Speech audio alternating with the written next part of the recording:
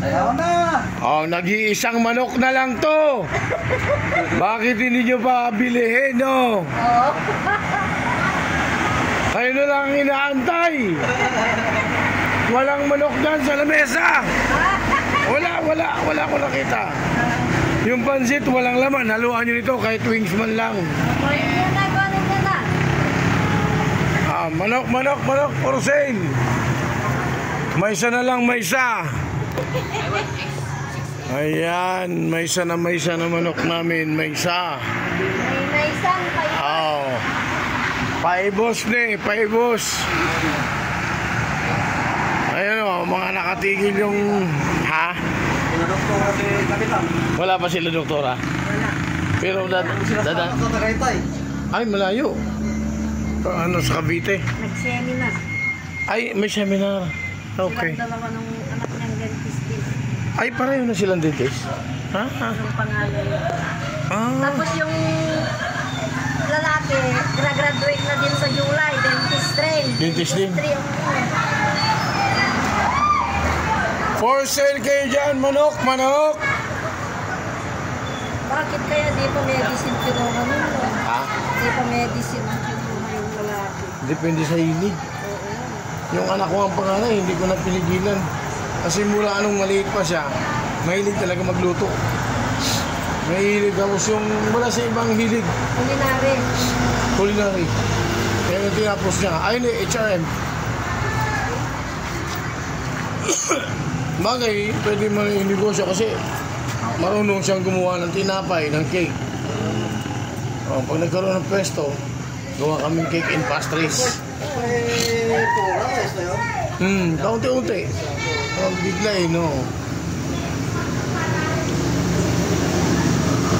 Swerte na makakabili ng manok na to, nag-iisa na lang. Walang karibal. Oh. Ayan o.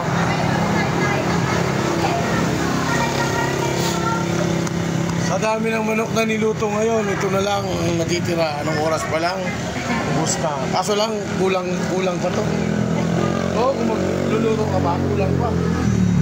Hanggang mamayang gabi rito, may mga tao pa eh.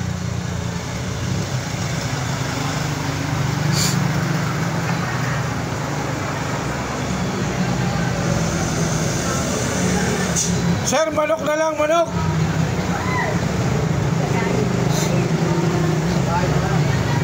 Wala nang ulam dyan. Ang ulam, manok na lang, manok! Manok!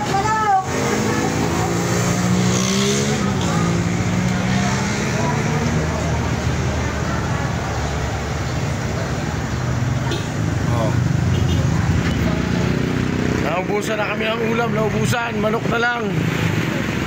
Oh. Oh, manok na chicken. Yan.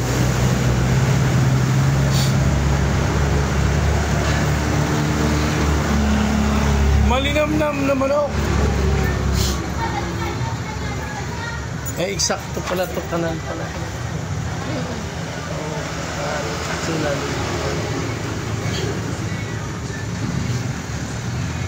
Sa unahan doon, nakapangalan kayang kilalong. Ito, Joan.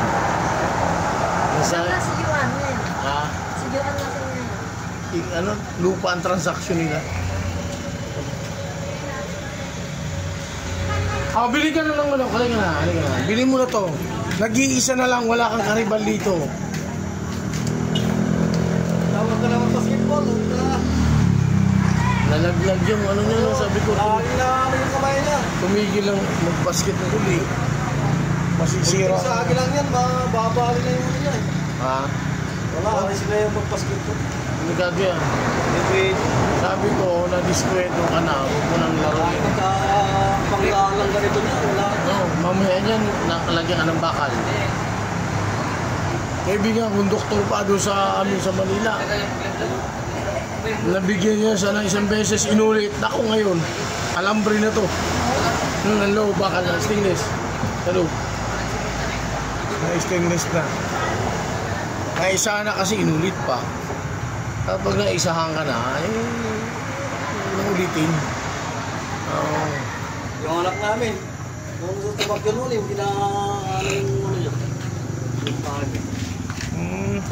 Nakadali. Dito na kami puto, dalawang nagkabilaan na dito, nadahali dito. Uy, mamenda. Oo. Yan, bihira na naglalaro.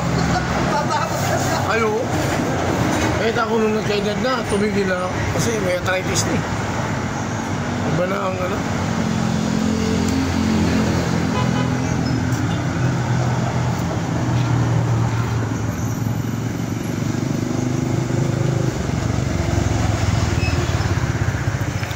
Malinam na manok, bilhin nyo na.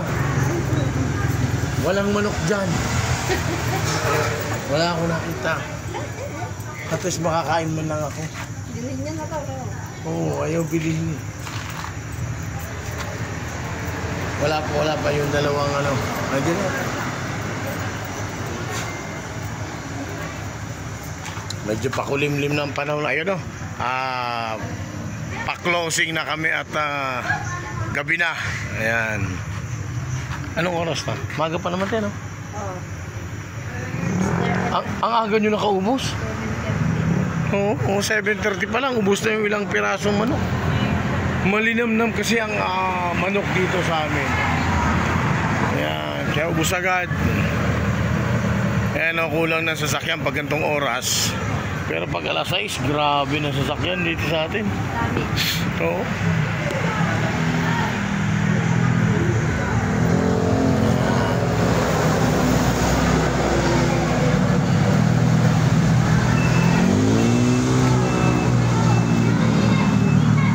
Manok kayo dyan, manok! Mag-isa na lang to. Bilhin niyo na. Parang awa nyo na. Okay.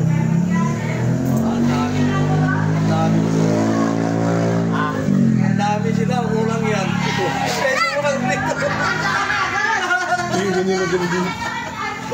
Hindi, tapos mo na lang ito sa ano. Yun. Tapos mo.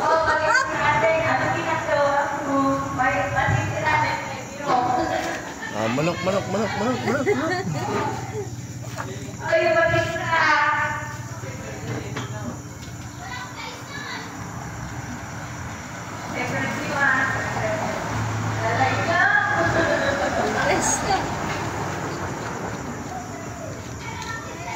Bibiro yung si Bayaw. Bayaw, bili mo na ito manok.